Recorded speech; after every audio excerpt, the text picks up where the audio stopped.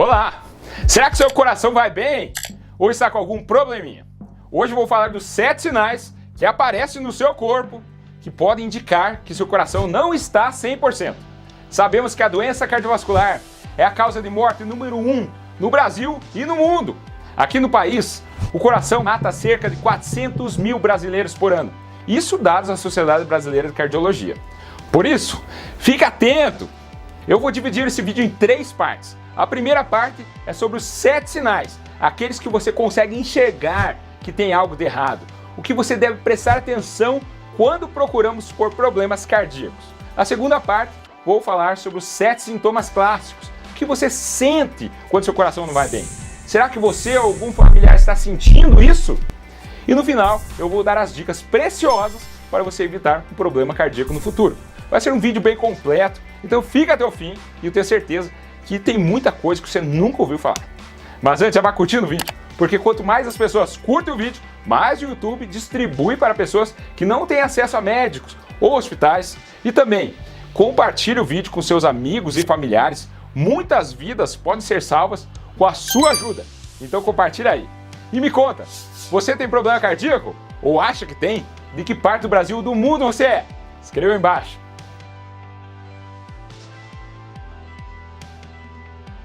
Vamos lá! Quais são os 7 sinais que você deve ficar atento, que podem estar nos mostrando que você tem algum problema cardíaco? Quais são os sinais que você pode enxergar? 7º sinal, sinal de Frank. Tenho certeza que a partir de hoje você vai começar a olhar para as orelhas das pessoas com mais cuidado. Eu tenho certeza disso. Por quê? Porque existe um sinalzinho na orelha que pode indicar que a pessoa está com algum entupimento nas artérias do coração, nas coronárias ou nas carótidas. Sério isso? É verdade. Lá na década de 70, o Dr. Sanders Frank percebeu que muitos dos seus pacientes que tinham angina, que é aquela dor no peito, tinham uma prega diagonal na orelha. E ele descreveu esse sinal como sinal de Frank. Qual a ligação entre coração e orelha? Uma das teorias é de que os mesmos fatores que lesam a íntima das artérias também podem causar esse vinco na orelha. Então todo mundo que tem esse sinal de Frank tem entupimento? Não. Entre 100 pessoas que têm essa prega diagonal na orelha, 30 não tem nada, sendo apenas uma marca da idade. Mas 70 pode ter. Quanto mais nova a pessoa, mais chance de ser um sinal de obstrução coronária ou carotídeo. Então se a pessoa tiver 40 anos e tiver o sinal de Frank, temos que ficar mais atentos do que uma pessoa de 80 anos que provavelmente seja apenas por causa da idade. E a sensibilidade desse sinal é baixa. Ou seja, de cada 100 pessoas que têm obstruções cardíacas, apenas 40 terão esse sinal. Então não dá para comemorar se você tiver uma orelha lisinha. 6º sinal, perda de pelos nas pernas. A perda de pelos, primeiro nas canelas e depois nas coxas, pode ser um sinal que você tem a doença arterial periférica, ou seja, entupimento nas artérias das pernas. E como a aterosclerose não é uma doença localizada, e sim difusa, se você tem uma obstrução nas pernas, pode ser que você tenha entupimento de outras artérias do corpo, incluindo as coronárias que irrigam seu coração. A maioria das pessoas que tem doença arterial periférica só consegue perceber que há algo de errado quando a aterosclerose já está avançada. E por que perdem os pelos? Porque os folículos capilares precisam de nutrientes para que seu pelo cresça. Então, precisando de uma boa circulação. Se suas artérias estão entupidas pelo acúmulo de placas de gordura, não vai chegar sangue e oxigênio adequados. Além de perder pelo nas pernas, as pessoas podem ter uma pele mais lisa e brilhante, uma pele fria e diminuição do crescimento das unhas. Mas deixa eu frisar que também a perda de pelos nas pernas pode acontecer por outros motivos, não só pela doença arterial periférica. Tem a genética, também você pode perder pelo por roçar na calça. 5º sinal, chantelasmo. Você já deve ter olhado para os olhos de alguém e notou uma placa amarela na pálpebra superior. Então, isso se chama chantelasmo. Não dói, normalmente é só um problema estético que vai crescendo lentamente. Os chantelasmos são o tipo mais comum de xantomas, que são depósitos de colesterol na pele. É mais comum em mulheres de meia idade e é localizado principalmente no canto interno do olho, na maioria das vezes na pálpebra superior. Cerca de 50% dos pacientes que desenvolvem chantelasma têm dislipidemia, ou seja, colesterol alto ou triglicerídeos altos. E veja que interessante, apenas 1% das pessoas que têm colesterol alto têm chantelasmos. mas os pesquisadores descobriram que ter chantelasmas aumenta o risco de ter doenças cardíacas, infarto e derrame. Por isso, se você tem chantelasma, tem que fazer exame de sangue e dosar o colesterol e triglicerídeos para garantir que neles não estejam altos. Quarto sinal, arco senil ou halo senil. Como o próprio nome diz, tem a ver com a idade. É mais comum em pacientes mais velhos. É causado por depósitos de colesterol na borda da córnea e tem esse aspecto branco ou cinza que é visível acima ou abaixo da parte externa da córnea. E algumas pessoas, esse halo pode tomar a íris, que é a parte colorida do olho. A pessoa pode notar que antes tinha um olho escuro e agora está ficando mais claro. O arco senil não afeta a visão e nem precisa de tratamento. Mas tem um porém. Se esse halo senil ocorrer em pessoas mais jovens, antes dos 45 anos, pode estar sinalizando que a pessoa tem uma dislipidemia grave, ou seja, colesterol e triglicerídeos muito altos.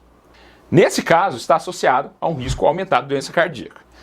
Se for idoso e tiver arco senil, é normal. Cerca de 60% das pessoas com mais de 60 anos têm isso, e após os 80 anos é quase 100%. Então não se preocupe se você estiver com mais de 60 anos e olhar no espelho e encontrar o arco senil.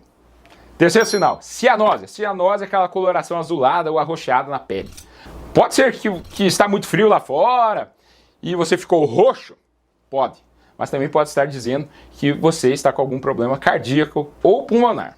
Se uma área da sua pele estiver cianótica, então azulada ou arroxeada, quando você estiver quente, isso pode ser um sinal de que essa parte do seu corpo não está recebendo sangue oxigenado, que é vermelho. Pode ser que seja uma artéria entupida. Agora, se a pessoa estiver se queixando de falta de ar, pode ser problema pulmonar, uma pneumonia, um enfisema, uma embolia pulmonar ou insuficiência cardíaca, quando o coração não consegue bombear sangue oxigenado suficiente. Claro que aqui também se encaixa outras causas cardíacas, como defeitos congênitos, como tetralogia de Fallot, que causa cianose. Segundo sinal, úlceras. Aquelas feridas que não cicatrizam nas pernas ou nos pés podem estar indicando uma má circulação. Pode ser uma insuficiência arterial, por alguma obstrução nas artérias que irrigam aquela área, e normalmente a pessoa não vai conseguir andar muito rápido, porque por causa das pernas ficarem cansadas ou doloridas, e mesmo terem câimbras. Na maioria das vezes essas úlceras são dolorosas, mas se você tiver um acometimento nos nervos, como uma neuropatia diabética, pode não sentir dor. E as úlceras arteriais geralmente aparecem na parte externa da perna e nos calcanhares, nos dedos dos pés e geralmente não sangram. As outras úlceras são as úlceras venosas, que são mais comuns em quem tem varizes ou trombose venosa.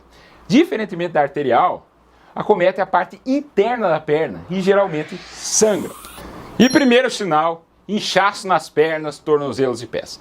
Esse inchaço ou edema nas pernas e tornozelos pode ser causado por um coração fraco ou dilatado, que pode fazer com que acumule líquido no corpo.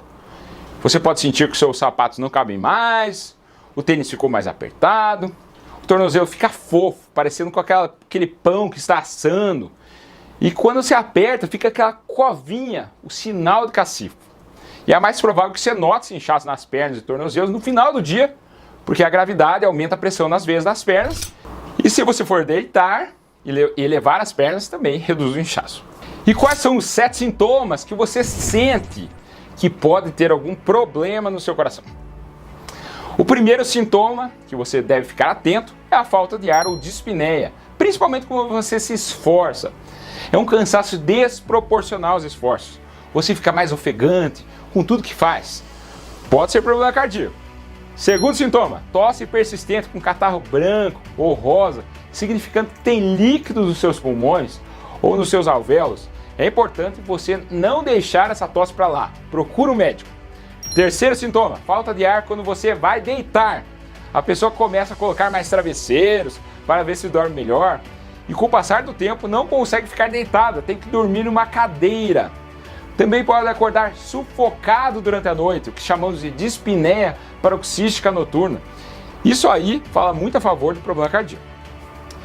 Quarto sintoma, fraqueza generalizada, sensação de cansaço o tempo todo e dificuldade nas atividades do dia a dia, como fazer compras, subir escadas, carregar os mantimentos, caminhar, pentear cabelo. Isso porque o coração não consegue bombear sangue suficiente para atender às necessidades dos músculos e tecidos do corpo. Quinto sintoma, nictúria. Quando você vai dormir, você tem que acordar muitas vezes à noite para fazer xixi. Isso se chama nictúria. Tem várias causas, mas se o coração não estiver bombeando direito à noite, o excesso de líquido precisa ser eliminado e vai eliminar durante a noite. Sexto sintoma, claudicação intermitente. Quando você caminha alguns metros, você sente dor na panturrilha, na batata da perna. Não é dor o tempo todo, é quando você faz esforço e que quando você para, melhora. Esse sintoma significa que o sangue não está chegando da forma que deveria ali. Quando você para, melhora. Quando você anda, volta a doer. E sétimo sintoma, dor no peito. Se você está tendo dor no peito, a primeira coisa que você tem que pensar é que seja um problema cardíaco. Não pode pensar que é muscular, que são gases ou algo mais simples. Pode ser? Pode, mas tem que excluir a coisa mais grave sempre. A dor cardíaca é uma dor ou desconforto no peito que dura mais do que alguns minutos, pode ir e vir, pode ser tipo pressão, peso, aperto ou queimação, pode se irradiar para o braço esquerdo, para o pescoço, para as costas, para a mandíbula, para o estômago, para os cotovelos. Pode ou não ter suor, palidez, náusea associada, tontura associada. Se você tiver esses sintomas, tem que procurar um médico quanto antes. E agora? Como se prevenir? Como evitar que você tenha problema cardíaco? Faça exercícios físicos, saia da cadeira, não fique parado. Atividade física é importantíssima para a sua circulação em geral, para o seu coração, para o seu bem-estar físico e mental. Também exercícios de baixo impacto, como caminhar, andar de bicicleta, nadar, podem melhorar o fluxo causado por obstruções crônicas nas veias e nas artérias. Se você fuma, pare de fumar. Fumar é uma das piores coisas que você pode fazer pela sua saúde. Causa impotência, inflama todas as suas artérias, forma placas de gorduras, aumentando sua chance de ter infarto e derrame e também de demência. Se você estiver com sobrepeso ou obeso, perca peso.